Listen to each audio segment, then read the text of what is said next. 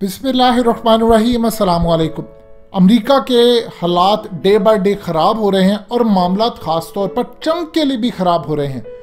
इस वक्त जो बड़ी और बहुत बुरी खबर आई है अमेरिका के लिए कि अमेरिका का एक हेलीकॉप्टर, बेसिकली जो मल्टीनेशनल फोर्स एक होती है, उसका हेलीकॉप्टर क्रैश हो गया है इस वक्त मिस्र के सहराए सीना के अंदर। लेकिन ये ज़हन में रखिएगा, ये जो मल्टीनेशनल फोर्स है ये बेसिकली 1979 के बाद क्रिएट की गई थी डेविड कैम्प के अंदर, जब एक मुआहदा हुआ था इजिप्ट का और इसराइल का। उसके बाद एक फोर्स कायम की गई थी जो कि सहराए सीना के अंदर रहेगी और यहाँ पर पीस कीपिंग का काम देगी, यानी अमन बहाल करने के लिए फोर्स रहेगी। अब 13 ममालिक की जो फोर्स है, जिसमें तकरीबन 1400 से ज़ायद इस वक्त फौजी होते हैं, उनके हेलीकॉप्टर्स है, हर तरह का उनके पास फैसिलिटी है, ये यहाँ पर रहते हैं। इसकी 1/3 जो फंडिंग है वो अमेरिका करता है और 450 के करीब अमेरिकी फौजी हैं। अब सूरत हाल ये पैदा हुई कि कुछ अरसा पहले, मज़ीद डिस्कस करने से पहले इस वीडियो को लाइक करें, हकीकत टीवी को सब्सक्राइब करें और बेल आइकन पर ज़रूर क्लिक करें। यहाँ पर बहुत ज़्यादा लड़ाई होती रही और ट्रंप ने कहा कि हम यहाँ से निकल जाते हैं, हमने यहाँ से अपनी फोर्सेस निकाल देनी है। और इसराइल ने उस पर बहुत ज़्यादा एहतजाज किया। इसराइल ने ट्रंप को धमकी भी दी कि तुम यहाँ से अगर फोर्सेस निकालोगे तो तुम्हारे लिए बहुत ज़्यादा बुरा होगा। उसने कहा मैं अपनी फोर्सेस निकालना चाहता हूँ। मार्क एस्पर ने जाकर पैगाम दिया। इस सूरत हाल के अंदर ट्रंप के खिलाफ जो अपोजिशन थी इसराइल की, चूँकि पावर है, उन्होंने अमेरिका की पार्लियामेंट या कांग्रेस या कुछ भी आप उसको कह ले, वहां पर जाकर भी तूफान उठा दिया कि ये नहीं हो सकता, इसराइल के खिलाफ मामला खराब हो जाएंगे, ये हो जाएगा, वो हो जाएगा। क्योंकि यहाँ पर जो हालात चल रहे हैं, अगर सीसी की पावर इतनी ज़्यादा और उसका बयान देखें तो हर वक्त एक ही बात आती है, यहाँ पर अमन है सहराए सीना के अंदर, ये वो है। और इसकी जो आप अगर देखेंगे माजी के अंदर तो नबियों ने किस तरह यहाँ पर आए और क्या मामला इसराइल के लिए, यहूदियों के लिए, मुसलमानों के लिए, ईसाइयों के लिए ये जगह बड़ी अहम है। और यहाँ पर असल में लड़ाई हो रही है और इसको वो कब्जे में करना चाहते हैं। अब असल में आता तो ये मिस्र के अंदर है, लेकिन यहाँ पर फोर्सेस कायम की गई हैं। अब ट्रंप ने हालिया ये कहा था कि हम यहाँ से निकलेंगे, इसराइल ने धमकी दी। अब लेटेस्ट जो हालत आई है कि यहाँ पर एक हेलीकॉप्टर हुआ है क्रैश, उसके अंदर 6 अमरीकी मारे गए हैं जो कि बड़े ही हाई लेवल के लोग थे। उसके अंदर एक फ्रांस का और एक चेक रिपब्लिक का भी सोल्जर था। अब इस सूरत हाल के अंदर सबसे पहले जो कमेंट लेने के लिए जब इंतज़ामिया ने ट्रंप या उसकी एडमिनिस्ट्रेशन से पूछा तो उन्होंने कहा कि जब तक इन्वेस्टिगेशन कंप्लीट नहीं हो जाती हम किसी सूरत जवाब देने के लिए तैयार नहीं। अब इस सूरत हाल के अंदर अगर आप कड़ियाँ मिलाते हैं, इस इन्वेस्टिगेशन को कभी मुकम्मल नहीं करने दिया जाएगा, क्योंकि यहाँ ना कोई इंडिपेंडेंट जर्नलिस्ट जा सकता। आईसीसी ने यहाँ किसी को जाने नहीं दिया और उनकी पावर इतनी है कि आप अगर उनकी मिलिट्री के नैरेटिव से हटकर आप रिपोर्टिंग भी करेंगे तो आपको उठा लिया जाएगा। 32 सहाफ़ी उठाए गए हैं जो यहाँ पर आकर रिपोर्टिंग कर रहे थे कि इसराइल यहाँ पर क्या खेल खेल रहा है और सीसी मिलकर क्या खेल रहा है, ये बहुत बड़ी खतरनाक चीज़ है, ये इलाके चले जाएंगे इस वक्त पूरी तरह इसराइल के। तो बहुत सारे ऐसे मामला थे, यहाँ पर हालात ख़राब है और एक खुफिया जंग यहाँ पर हमेशा जारी रहती है। तुर्की ने भी इसको बड़ा बेनकाब किया, तुर्की के मीडिया ने भी किया।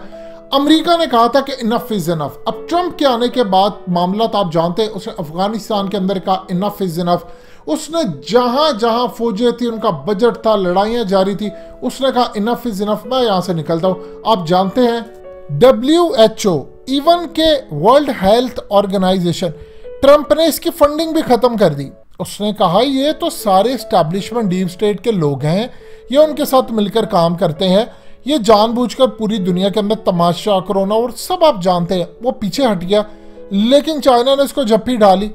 अब जो काम उनकी जो ताकतें कर रही हैं उनमें चाइना भी शामिल है। पूरी दुनिया में ढिंढोरा पीटना, ये हो गया, वो हो गया, लोगों को ये दबा लेनी है। अब इस सूरत हाल के अंदर ट्रंप ने आहिस्ता सा ये काम सारे करना शुरू किए कि यहाँ से निकाले। अब यहाँ पर जो मामला है वो आप समझ लीजिए, आज ये जो बहुत बड़ा हादसा कह लें, हमला कह लें, इन्होंने कहा है कि टेक्निकल फॉल्ट हुआ जिसकी वजह से क्रैश हुआ। अफगानिस्तान के अंदर अमेरिका के आज तक जितने भी हेलीकॉप्टर, जहाज, ड्रोन्स, इवन के कई तो 3-3 हज़ार करोड़ रुपए के थे, 3,000 करोड़ रुपए के, यानी आप समझ लीजिए कि 30 अरब तक के तैयारे भी थे। इवन के जिसने जनरल कासिम को मारा था अफगान तालिबान ने उसको मार दिया, उसका नाम था माइकल डी एंड्रिया।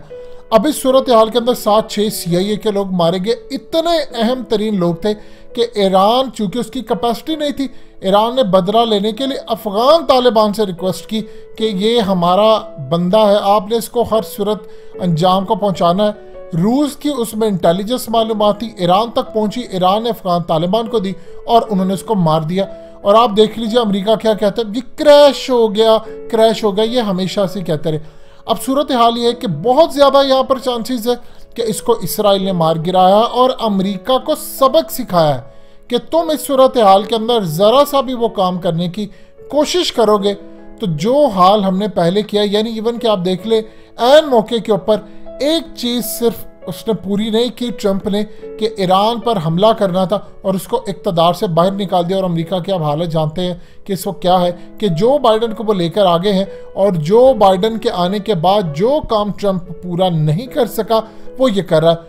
अब इस सूरत हाल के अंदर इन्होंने पूरी तरह, इनके पास ऐसी टेक्नोलॉजी अगर चाइना के पास है, चाइना तो छोड़िए पाकिस्तान के पास ये टेक्नोलॉजी है कि हम कंट्रोल टावर से राब्ता ख़त्म कर सकते हैं और फिर उसके बाद इनके जहाज़ को मार सकते हैं। चाइना के पास ये टेक्नोलॉजी है कि वो कंट्रोल टावर से राब्ता ख़त्म करके पूरे का पूरा इंजन भी बंद कर देता, जो उसने साउथ चाइना सी के अंदर अमेरिकी जहाज़ों के साथ किया 3 सेकंड के लिए, और उसके बाद वो फ्री फॉल होकर गिर जाता है। यानी इस सूरत हाल में सोचिए इसराइल के पास क्या टेक्नोलॉजी होगी कि उन्होंने अमेरिका का ही हेलीकॉप्टर वहां पर गिरा दिया। लेकिन इस सूरत हाल के अंदर एज यूजुअल हमेशा की तरह टेक्निकल फॉल्ट, जिस तरह इंडिया का जहाज तबाह हुआ तो उसने भी कह दिया टेक्निकल फॉल्ट था 27 फरवरी को, लेकिन इसकी इन्वेस्टिगेशन नहीं हो पाएगी। आप जरा सा भी खिलाफ जाने की कोशिश करेंगे इसराइल का, इनकी हिस्ट्री रही है ये अपने आप पर भी जाली हमले कर लेते हैं और पूरी दुनिया के अंदर भी कोई काम कर देते हैं लेकिन खामोश रहते हैं। ईरान की एटमी इंस्टॉलेशन के ऊपर इनके F-35 गए, रेडार पर डिटेक्ट नहीं हुए, इन्होंने जाकर वहां पर तबाही कराई और चुप करके आ गए। जब पूछा गया इसराइल से कि जो ईरान पर हमले हुए तुम लोगों ने करवाए हैं, तो उन्होंने क्या जवाब दिया, ना उसकी तरदीद की ना तस्दीक की। वो कहते हैं ज़रूरी तो नहीं है कि हर हमला इसराइल ही करवाए, बस इतना उन्होंने बयान दिया और पैगाम भी दे दिया ईरान को कि हमने काम किया और पूरी दुनिया को चुप भी करवा दिया। ये लोग मास्टर हैं, इनका कम्युनिकेशन स्किल बहुत ज़बरदस्त है, इनका लेवल बहुत आगे बढ़ चुका है और ये पूरी दुनिया को ब्लैकमेल करने के लिए हर मुमकिन हद तक जा सकते हैं। आप ये देखिए बिल क्लिंटन के साथ इन्होंने क्या किया कि मोनिका को खड़ा कर दिया, और मोनिका मोसाद की एजेंट थी।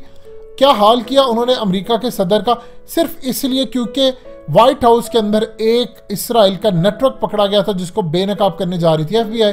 तो मामला यहाँ पर आकर रुकता है कि इनके आप अगेंस्ट चाहे ट्रंप हो, चाहे बुश हो, क्लिंटन हो, कोई भी जाएगा ये इनको नहीं छोड़ेंगे। और भूल जाइए कभी कोई आज़ाद इन्वेस्टिगेशन होगी जो इस पूरी सूरत हाल का जायजा लेगी और कभी रिपोर्ट सामने आ सकेगी। आप ये देख लें कि पूरी दुनिया के अंदर मामला यहाँ तक पहुँच चुका है कि विकीलीक्स का जब नाम आता है तो क्या थी विकीलीक्स, पूरी दुनिया के अंदर क्या अमेरिका से भी ताकतवर कोई था? बिल्कुल था। और उसका जो बानी है आज भी ड्रामा किया जाता है, कभी वो जेल में है, कुछ भी है, कोई ऐसे सूरत हाल नहीं, वो बिल्कुल इसराइल के लिए काम करता था जूलियन असांज। और आज देख ले सूरत हाल क्या है, पूरी दुनिया के अंदर जो ताकतवर लॉबी है वो है इसराइल। वो जब चाहे पूरी दुनिया का रुख मोड़ सकते हैं और आज उन्होंने अमेरिका को भी सबक सिखा दिया, लेकिन कोई इन्वेस्टिगेशन नहीं होगी ताकि अमेरिकी फौजें यहाँ से निकल ना जाए और हमें कोई प्रॉब्लम ना आए, ना हमारी सरजमीन पर आए। दोस्तों हकीकत टीवी को सब्सक्राइब करना मत भूलिए, वीडियो को लाइक करें, शेयर करें और कमेंट सेक्शन में अपनी राय का इजहार जरूर करें।